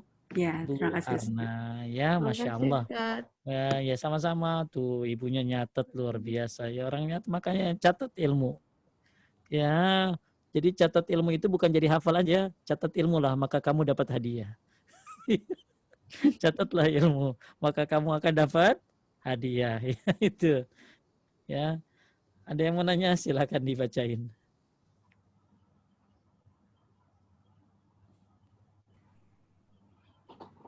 Saya bacain ya Ustadz ya. Bismillahirrahmanirrahim. Assalamualaikum Ustadz. Ada famili jauh dari kami yang baru saja meninggal. Menikah dengan orang Cina dan sempat dibaptis. Beberapa waktu yang lalu ada famili yang sempat besuk ketika dia sakit dan menanyakan apakah dia benar-benar sudah pindah ke agama Nasrani.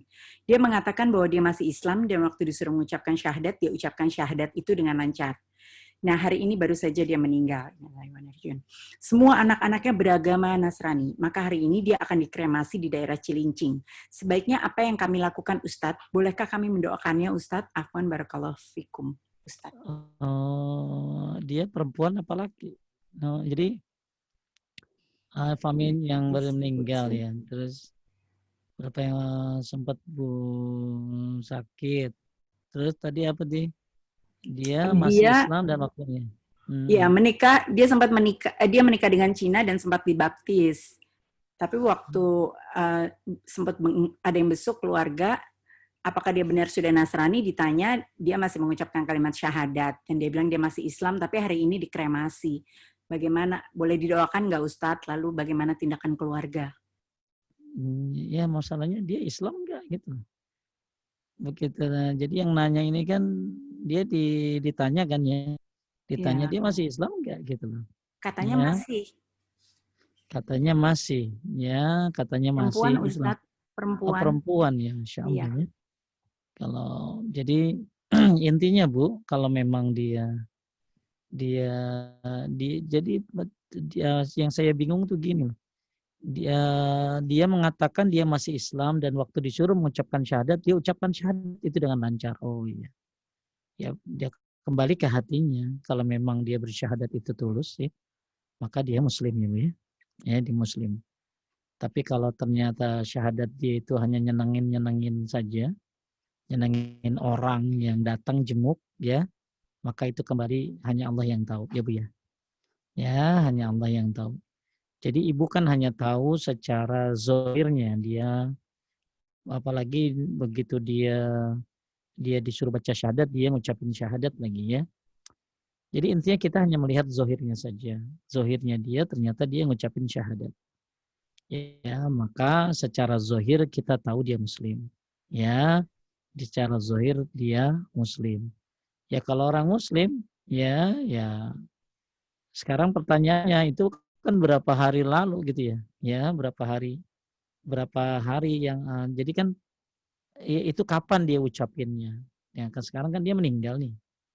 Ya, dia meninggal. Nah, sekarang jadi tanya sekarang dia meninggal, nah berapa hari jaraknya gitu loh. Nah, ketika jarak itu ada perubahan apa enggak kan gitu loh. Ya, kalau ternyata memang tidak ada perubahan, ya, tidak ada perubahan dan itu diketahui dari orang yang terdekatnya kalau dia memang muslim, ya maka boleh didoakan. Ya, kalau memang ada info yang jelas sebelum dia meninggal dia memang masih Islam gitu loh. Ya. Tapi kalau ternyata masalahnya kan gini. Ini kan kasusnya kapan nggak tahu kan, ya kasusnya kapan. Cuman hari ini dia meninggal, ya hari ini dia menginjak. Nah ibu ini jenguknya kapan gitu loh. Terus dengar dia bersyahadat gitu ya. Nah sekarang tinggal ditanyain, kan ada keraguan juga masalahnya kan gitu ya. Nah sekarang tinggal ditanyain aja sama orang terdekatnya, siapa orang terdekatnya. Ya misalnya ibunya atau siapa yang dekat dengan dia ini beragama apa sebelum meninggalnya gitu loh. Oh dia Islam ternyata, ya boleh kita doakan. Tapi kalau ternyata enggak, dia enggak Islam, maka ya kita tidak mendoakannya. Tapi masalahnya kan yang saya bingung, ya ada perubahan enggak gitu loh. Ada perubahan enggak? Kalau misalnya gini loh, hari ini dia dijenguk. Kemudian hari ini dia dijenguk nih hari ini ya. Kemudian berapa saat, kemudian dia baca syahadat. Kemudian meninggal, kita tahu dia setelah syahadat itu. Nah, itu jelas kita yakin itu di Islam.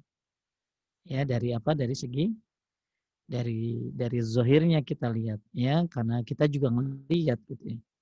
Tapi kalau ternyata beberapa minggu yang lalu jenguk dia masih syahadat Pak Ustadz. Ya, nah mudah-mudahan memang benar. Ya, memang benar dia bersyahadat. Ya, nah sekarang kalau memang dia Islam ya nggak boleh dikremasi. Gitu. Makanya supaya jelas ditanya, kan gitu loh. Nggak mungkin kan kita melarang jangan dikremasi. Loh, kenapa gitu loh. Kenapa nggak boleh dikremasi? Nah, kan keluarganya pasti nanya, kan gitu loh. Oh, kalau ternyata enggak, soalnya dia masih syahadat. Waktu saya jenguk dia syahadat. Nah, keluarganya tentu akan balik bertanya kepada Anda.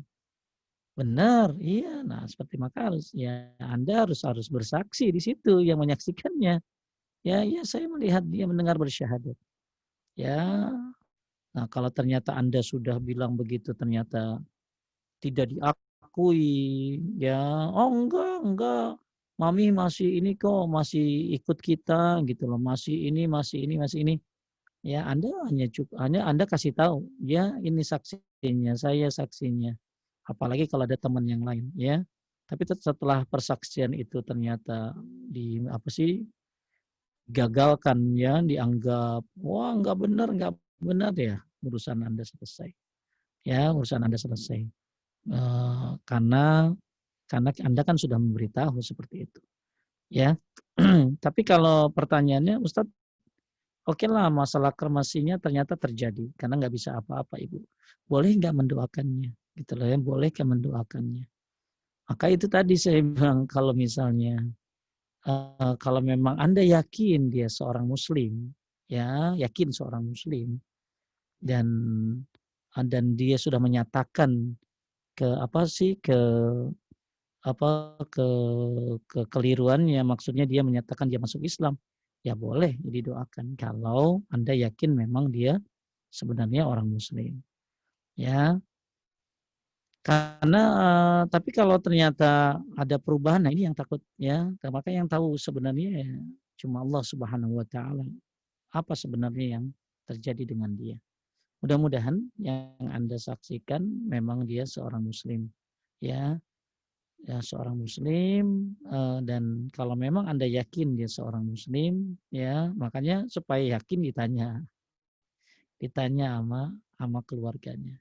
Ya kalau ditanya sama keluarganya kan mungkin dia bisa jawab. Mudah-mudahan jawabannya, oh iya benar, dia memang sudah muslim, tapi kami terlanjut mengkremasinya. Maka Anda boleh mendoakannya. Wallahu a'lam. Lanjut. Dari Ibu Endang, mohon izin bertanya Ustadz, contoh-contoh sikap yang menzolimi orang lain dalam kehidupan sehari-hari yang jangan-jangan tidak kita sadari karena dianggap wajar atau manusiawi. Mohon maaf kalau salah. Terima Ya, kasih. contohnya gibah. Ya, gibah itu menzolimi orang lain ya. Gibah itu bahkan memakan bangkai saudaranya. Makanya nanti kita ketemu mungkin ya tentang masalah gibah ini. Kemudian ya menzolimi orang lain tuh termasuk mencaci maki dia, ya, menzolimi orang lain mengambil hartanya, ya, menuduh dengan tuduhan yang memang dia tidak melakukannya. Banyak sih kezoliman, curang, ya, bisnis curang, ya, paling gampang aja lah, ya, menzolimi itu termasuk apa tadi? Gibah, paling gampang lah. Yang paling gampang contoh zolim itu gibah, ya. Zolim itu kan ada 3 ya, zolim kepada Allah, itu namanya syirik, ya. Zolim kepada diri sendiri, dia tidak sholat, dia itu zolim pada diri sendiri. Ya, kemudian zolim kepada orang lain. Nah, zolim kepada orang lain ini contohnya apa? Ya menggibahi dia, ya, mencaci maki dia, menghina dia. Ini kezoliman, ya, kezoliman. Termasuk bisnis yang curang, itu kezoliman. Pokoknya akhlak-akhlak jelek lah ya, yang yang kita lakukan kepada orang lain, ya, di antara yang paling kecil ya, yang paling kita anggap kecil adalah gibah contohnya. Lanjut. Assalamualaikum, ini dari Ibu Megawati. Assalamualaikum Ustadz, saya punya ibu tiri yang tidak pernah tulus dengan kami. Senang melihat kami susah dan susah melihat kami senang. Selama ini kami hanya menghormati dia sebagai istri dari ayah kami, tapi tidak ada rasa kasih sayang sesama kami karena dari dulu sudah dibangun sama dia kayak gitu. Pertanyaannya, kalau ayah kami sudah tidak ada, apakah boleh kita tidak berhubungan dengan dia? Mohon Nggak pencerahannya boleh, Ustaz. Jazakallah khair. nggak boleh. Harus tetap harus tetap berbuat baik. Ya, karena itu istri daripada ayahmu. Walaupun dia ibu tiri. Ya, tetap itu istri daripada ayahnya. Berarti kan ibu tiri itu. Ya, tetap berbuat baik. Ya, tetap berbuat baik. Urusan Anda cuma berbuat baik doang. Berbuat baik dan sabar. Sedangkan urusan dia benci sama Anda itu urusan dia.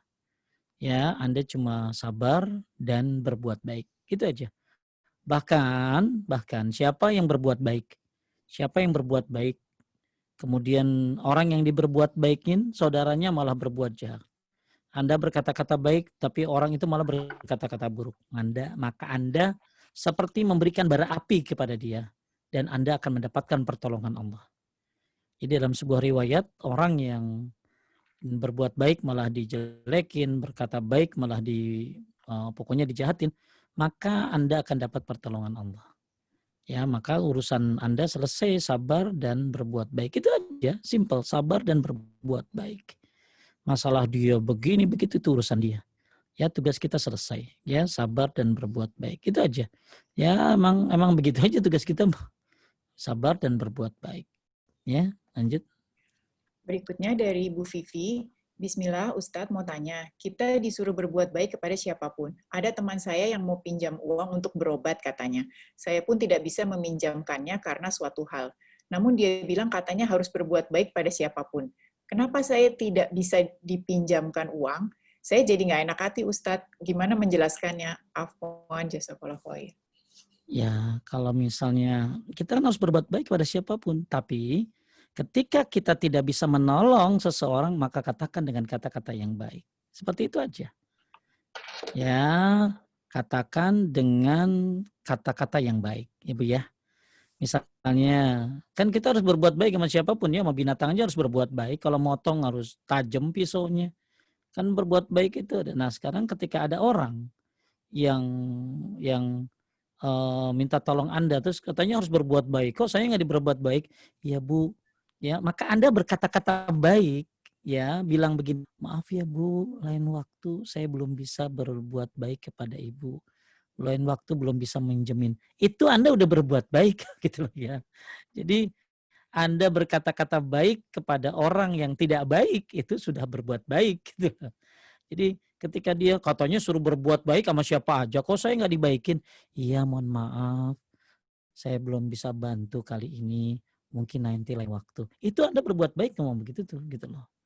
Ya kalau Anda ngomong, kampret, gua tuh lagi susah juga, nah itu Anda lain lagi gitu loh. Jadi Anda bilang jadi kalau sama orang yang minta-minta gitu ya, gitu udah. Ya, maka jangan dibentak ya. Mohon maaf ya Bu, saya tidak bisa, belum bisa bantu. Tapi kalaupun bantu harus sedikit, ya, baru sedikit. Baru cuman bisa segini gitu ya. Atau bilang gini, mohon maaf Bu, saya belum bisa bantu, mungkin sementara ini baru doa yang saya bisa ini. Atau Anda tunjukkan siapa yang bisa bantu dia.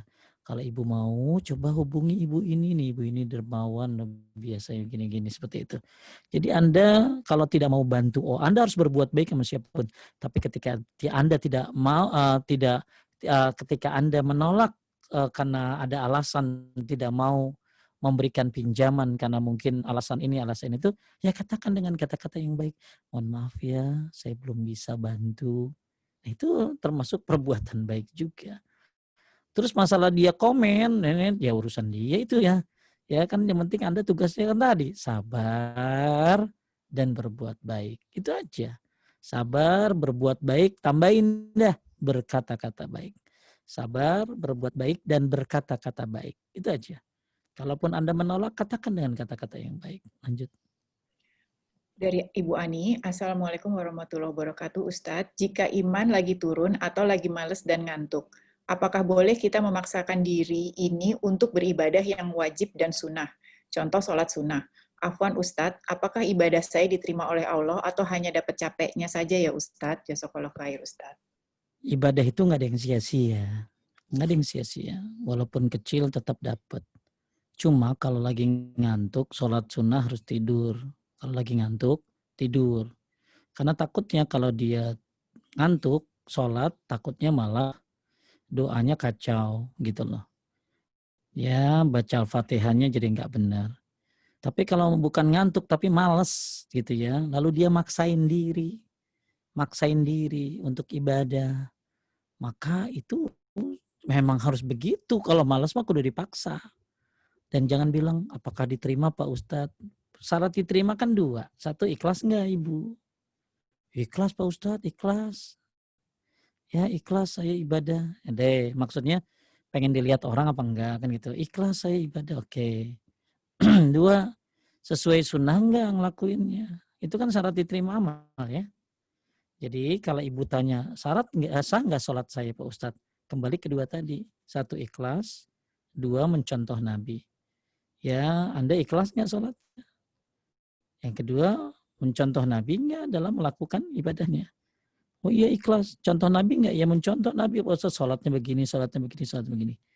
Ya, tapi saya enggak khusyuk Pak Ustadz karena ngantuk, karena apa? Ya, makanya orang kan sholat ada yang terima 1/10, 1/9, 1/8, 1/7. Nah, maka kadarnya berarti kurang. Jadi sholatnya diterima, cuma nilainya berapa hanya Allah yang tahu. Ya, bisa jadi nilainya 20, 30, 40, nggak tahu. Maka yang penting nggak ada yang sia-sia dalam ibadah selama Anda ikhlas dan mencontoh Rasulullah SAW. Lanjut. Pertanyaan berikut nih berhubungan Pak Ustadz mengenai mau tanya info pesantren tempat anaknya Pak Ustadz. Lalu yang berikutnya, Bismillah, Ustadz, Ana mau Itu bertanya. di WA. Ana mau bertanya untuk sekolah setingkat SMA. Pesantren mana yang rekomen menurut Ustadz yang bermakna salaf untuk akhwat? Sukron, wa jazakallahu khair untuk daerah Jakarta dan sekitarnya karena kami dari daerah. Oke, itu mah di Japri aja ya. Di Japri aja Ibu ya. Ke Ibu Ica ya.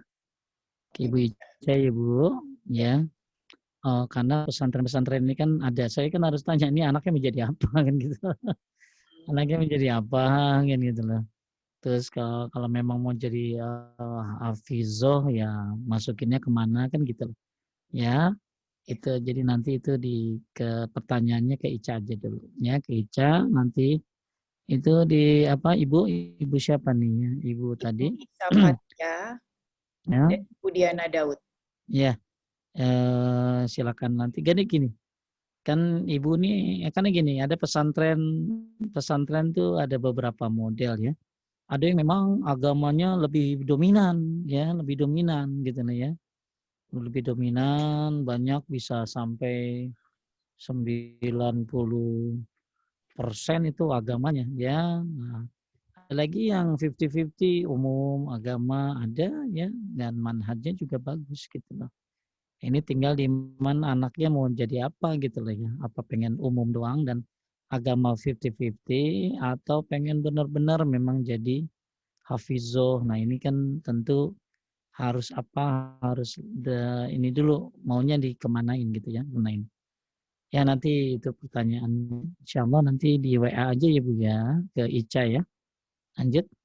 Dari Ibu Ikrana Ferosita. Assalamualaikum Ustadz, bagaimana menasihati saudara yang ingin menikah setelah calon suaminya mu'alaf, tetapi keluarga calonnya tidak merestui karena anaknya pindah agama. Takutnya hanya pindah agama karena ingin menikah. Apalagi keluarganya tidak merestui pernikahan anaknya tersebut. Syukron Ustadz. Aduh, lapar kali saya, jadi kurang konsen. Coba ulangi. Jadi ini Ibu Ikrana ada saudaranya ingin menikah dengan calon suaminya yang mu'alaf. Tapi sebenarnya keluarga calon suaminya itu nggak merestui karena anaknya pindah agama. Takutnya hanya pindah agama karena hanya menikah saja, Ustadz. Makanya sekarang dia disuruh masuk Islam dulu, Bu. Masuk Islam dulu, kemudian diajarin Islam, dilihat beberapa lama. Tulus nggak Islamnya, gitu loh. Ya, jadi ya ada kejadian, ada salah satu, ada jamaah juga ya. Jadi anaknya ada calonnya masuk Islam. Kemudian ya dididik ya, belum nikah tapi dididik dulu.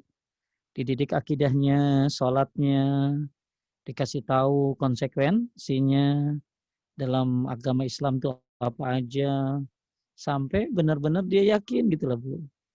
Ya yakin ya berapa bulan, ya dilihat sholatnya semua benar nggak. Nah nanti kan kelihatan tuh. Ya, nah, jadi dia nggak apa-apa jadi kalau memang dia tulus dia masuk Islam. Makanya setelah masuk Islam itu yang bagaimana setelah masuk Islam. Jadi harus di briefing itu. Di briefing, kenapa kamu masuk Islam? Iya karena saya pengen nikah. Oh, berarti kamu salah. Masuk Islam bukan karena itu. Ya, kalau kamu udah masuk Islam ada konsekuensinya loh. Apa konsekuensinya? 1, ilmu. 2, yakin. 3, ikhlas. 4, jujur. Ya, patuh, cinta, menerima, diterangin sama ustadznya itu.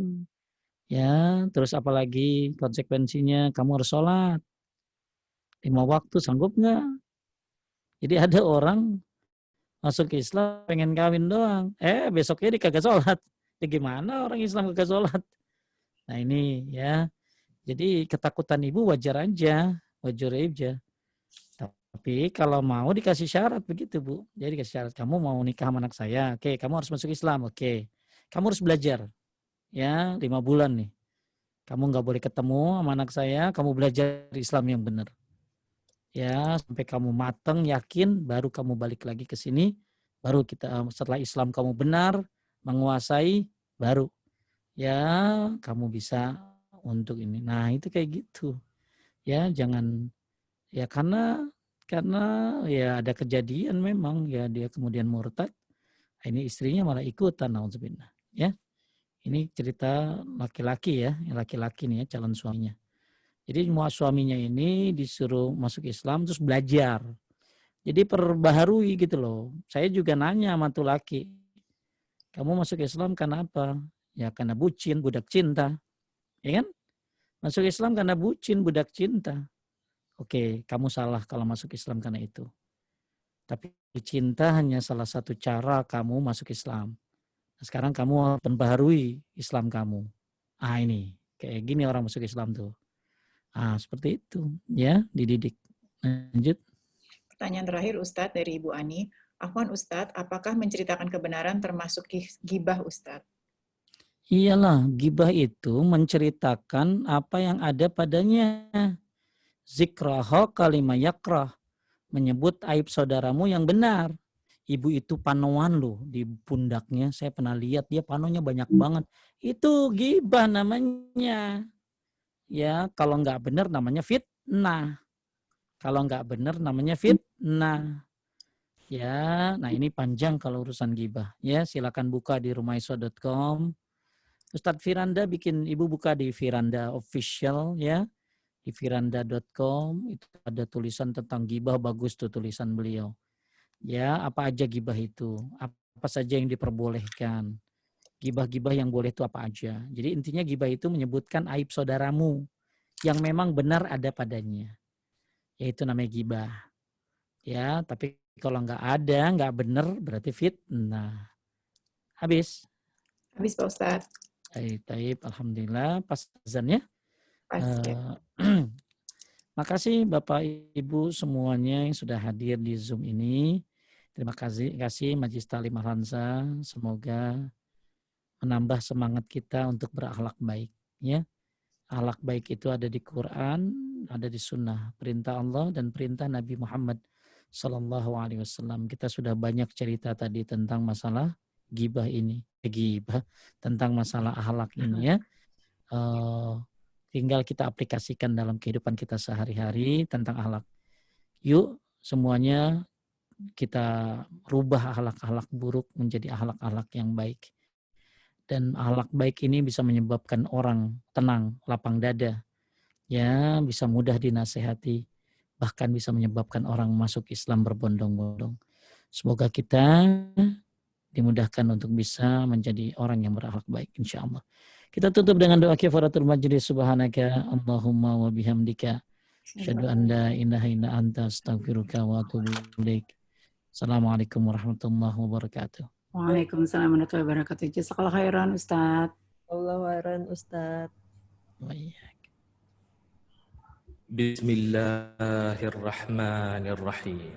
Ya ayyuhal muddaththir qum fa'anzir wa rabbaka fakabbir wa thiyabaka fatahhir warrujza fahjur wa la tamnun tastakthir wa lirabbika fasbir fa idza nuqira fin naqur فذلك يومئذ يوم عسير على الكافرين غير يسير ذرني ومن خلقت وحيدا وجعلت له مالا ممدودا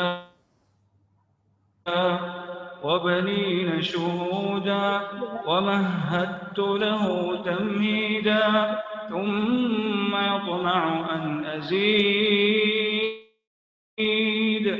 كلا إنه كان لآياتنا عنيدا سأرهقه صعودا إنه فكر وقدر فقتل كيف قدر ثم قتل كيف قدر ثم نظر ثم عبس وبسر ثم أدبر واستكبر فقال إن هذا إلا سحر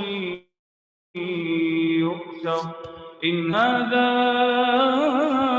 إلا قول البشر سأصليه سقر